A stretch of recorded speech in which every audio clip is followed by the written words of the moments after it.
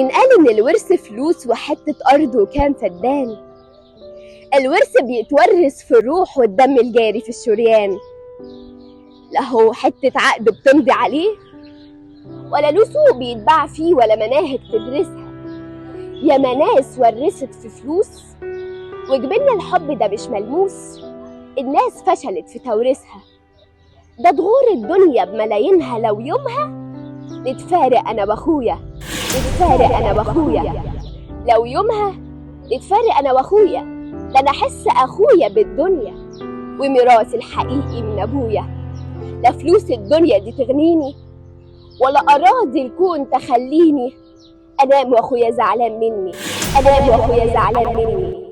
يا أخي ملعون الورث على سنينه، اللي يبعد دمي عني ده رحنا في بعض.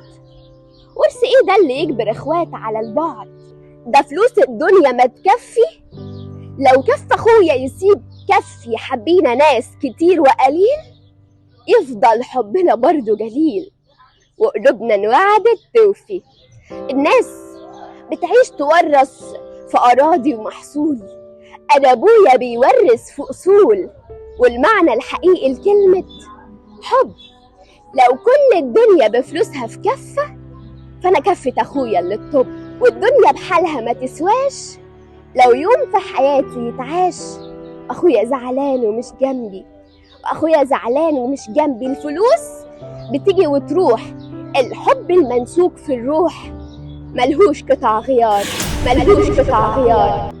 فادي الحب وادي المال وادي البيوت المبنية.